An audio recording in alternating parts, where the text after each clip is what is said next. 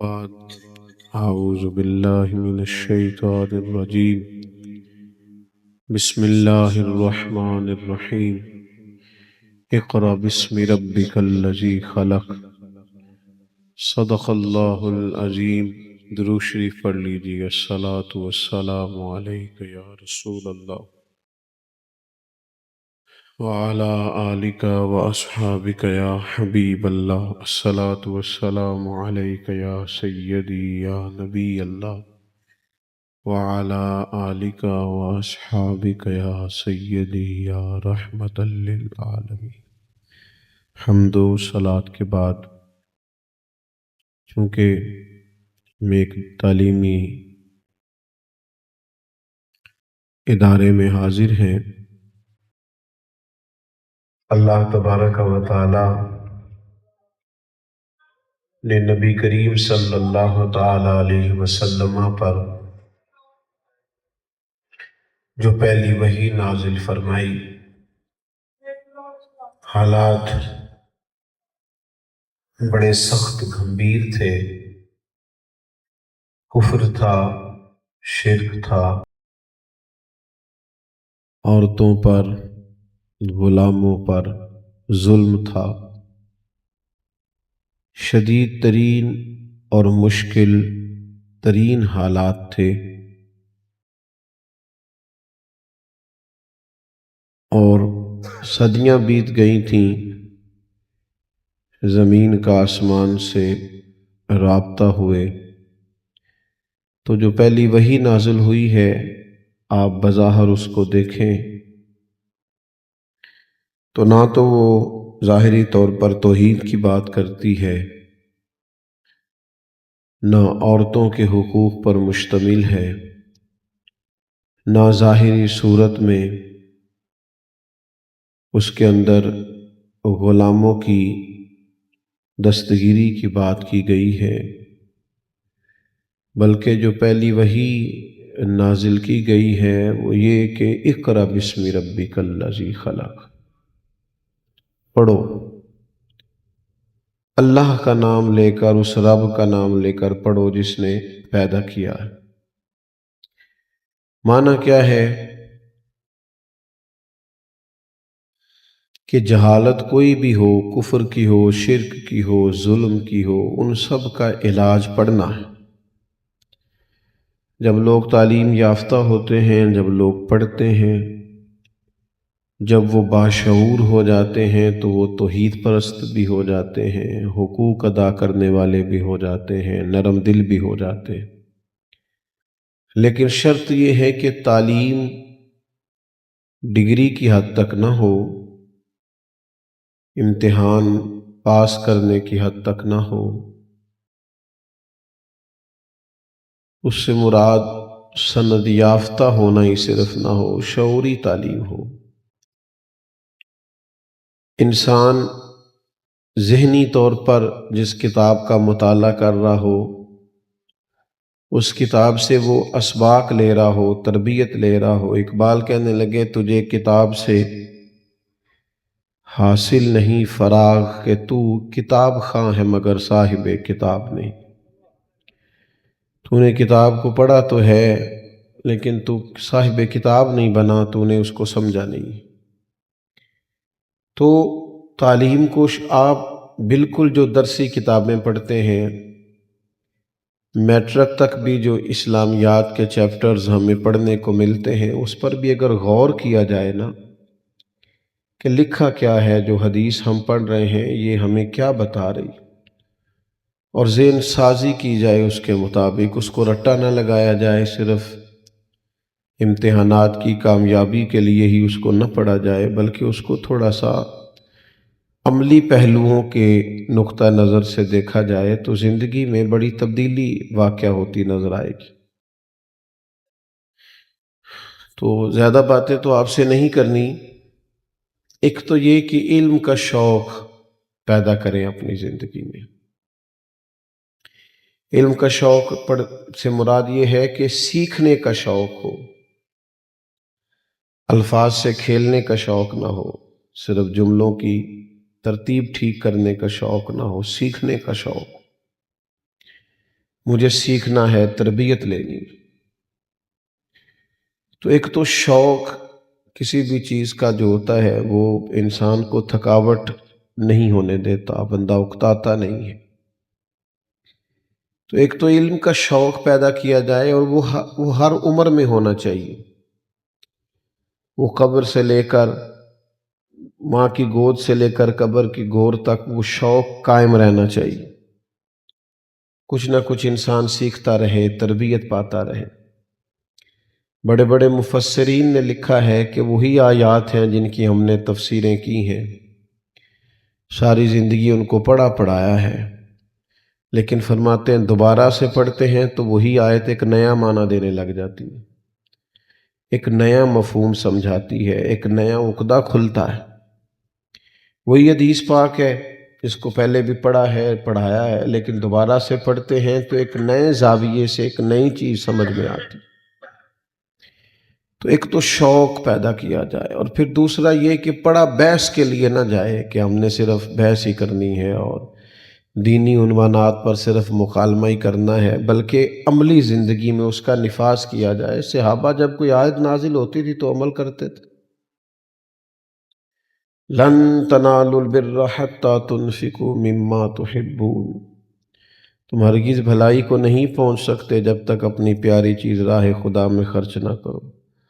تو آیت نازل ہونے کے بعد وہ سارے سبحان اللہ کہہ کے گھر نہیں گئے، بلکہ جسے گھوڑا پیارا تھا اس نے گھوڑا لا کے خرچ کیا، جسے باغ پیارا تھا اس نے باغ لا کے پیش کیا، جس شخص کو شکر سے پیار تھا وہ شکر بانٹنے لگا۔ تو آیت آئی ہے تو وہ تو عمل کے لیے آئی۔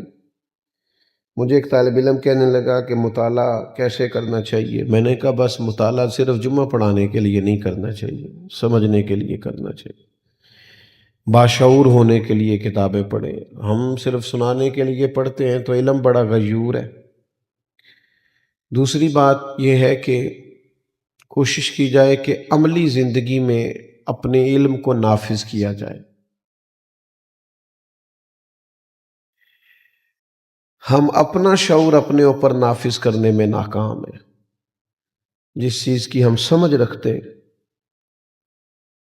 اس کے مطابق اپنے آپ کو ڈھالنے میں ناکام ہے۔ ہمیں پتہ ہے بڑی چیزوں کا، حلال حرام کی تمیز کے لیے پی ایچ ڈی کرنے کی ضرورت تو نہیں ہے، وہ تو بندے کو ویسے ہی پتہ ہوتا ہے یہ میرے لیے حلال ہے، یہ میرے لیے، بس اس کو نافذ کرنا ہے، اپنے اوپر نافذ کرنا ہے، نافذ نہیں کرتے۔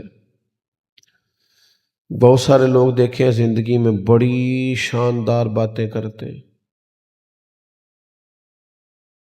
زبردست گفتگو ہے، ان کے پاس بیٹھے تو ان سے سیاںا بندہ ہی کوئی نہیں۔ نماز کا ان سے پوچھو تو وہ کہتے ہیں دعا کریں میں نمازی بن جاؤں۔ تو بھئی شعور کا مطلب کیا لیا آپ نے؟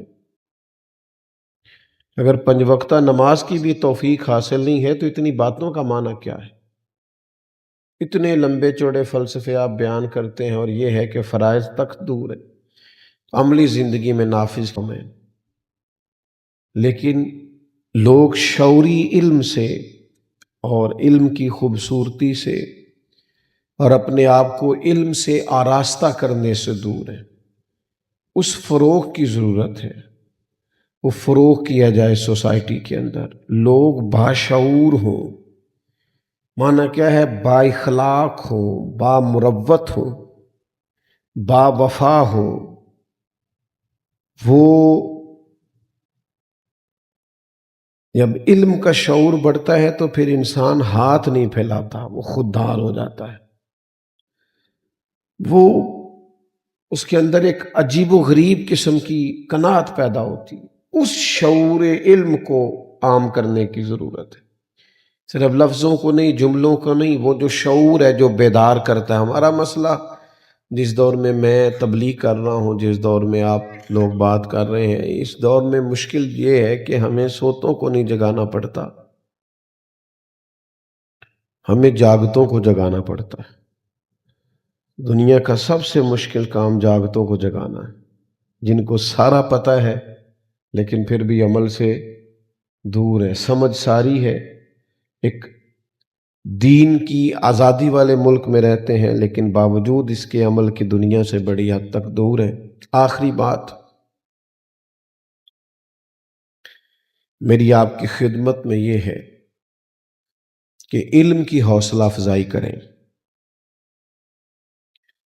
یہ جو بڑا خطرناک جملہ بعض دیہاتوں میں بولا جاتا ہے، نو پڑھ کے کڑا نوکری لب دی، یہ خطرناک جملہ ہے۔ پڑھائی نوکر بننے کے لیے نہیں کی جاتی، نہ پڑھائی بندے کو نوکر بناتی ہے، پڑھائی تو بندے کو بادشاہ بناتی ہے۔ تو یہ جو خطرناک جملہ ہے کہ پڑھنے سے کیا نوکری تو ملتی نہیں ہو، بھائی پڑھا نوکری کے لیے نہیں جاتا، پڑھا تو علم کے لیے جاتا ہے، تاکہ انسان کو اخلاقی بلندیوں کا پتہ چلے۔ تو بچوں کی حوصلہ افزائی کی جائے گی، اور جو بھی پڑھ رہا ہو، بلکہ جو نہیں پڑھ رہا اسے کہا جائے گا پڑھ۔ ماشاءاللہ سے ابھی موبائل آیا ہے، کچھ عرصہ پہلے عام ہوا ہے، تو ہر بندے کو واٹس ایپ کا بھی پتہ چل گیا ہے، دیگر ذرائع بھی سارے پتہ چل گئے ہیں۔ تو اس کا مطلب ہے بڑی عمروں میں اگر یہ سارا کچھ سیکھا جا سکتا ہے تو باقی علم بھی سیکھے جا سکتے ہیں۔ تھوڑا شوق پیدا کرنے کی ضرورت ہے، اب تو آسانی ہو گئی۔ تو یہ چند ایک گزارشات آپ کے لیے اور طلباء کے لیے میں عرض کرنا چاہ رہا تھا، جو میں نے اس مختصر وقت میں عرض کی ہیں۔ کوشش کریں جہاں بھی کوئی پڑھ رہا ہے، دینی ادارے میں، کسی اسکول میں، کسی کالج میں، علم کا سفر جو شخص بھی کر رہا ہے اس کو سپورٹ کیا جائے، اس کو تائید کی جائے۔ اور جو لوگ ادارے چلاتے ہیں، جیسے یہ میرے بڑے عزیز ہیں جن کے ادارے میں میں بیٹھا ہوں، ان سے بڑی محبت ہے، تو جو لوگ ادارے چلاتے ہیں ان کی تائید ہونی چاہیے، ان کے ساتھ ہمارا تعلق مضبوط ہونا چاہیے تاکہ علم کو فروغ ہو۔ اللہ تعالی ہماری حاضری کو قبول فرمائے۔ اللہم صلی علی سیدنا مولانا محمد معدن الجود والکرم وآلہ وبارک وسلم۔ اللہ تعالیٰ اتنا خوبصورت پنڈال سجا ہے، محبت کے ساتھ یہ اہتمام کیا گیا ہے، ہم تیرے عاجز بندے سب یہاں جمع ہوئے ہیں، ہماری حاضری کو قبولیت کا شرف عطا فرما، ہمارے گناہوں کو معاف فرما، ہماری غلطیوں سے درگزر فرما، ہمارے علم کو نافع فرما، ہمارے اعمال کو خالص فرما۔ اللہ تعالی ہماری دنیا اور آخرت میں مدد فرما، پردہ پوشی فرما، عالم اسلام کے حق میں رحمت والے فیصلے فرما، پاکستان پر نگاہ لطف و عنایت فرما، اس ادارے کو ہمیشہ قائم دائم فرما، اس میں جتنے لوگ معاون ہیں، جتنے پڑھانے والے ہیں، جتنے پڑھنے والے ہیں، سب کو برکات عطا فرما۔ اللہ تعالیٰ انشراح صدر اور قوت حافظہ عطا فرما، ہم سب کے لیے آسانی اور رحمت والے فیصلے فرما۔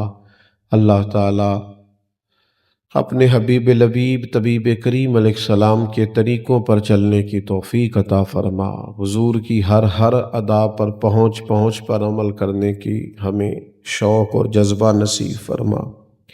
اللہم انا نسألک العفو والعافیۃ فی الدین والدنیا والآخرہ، رب اغفر وارحم وانت خیر الراحمین، وصلی اللہ تعالی علی حبیبہ سیدنا و مولانا محمد وآلہ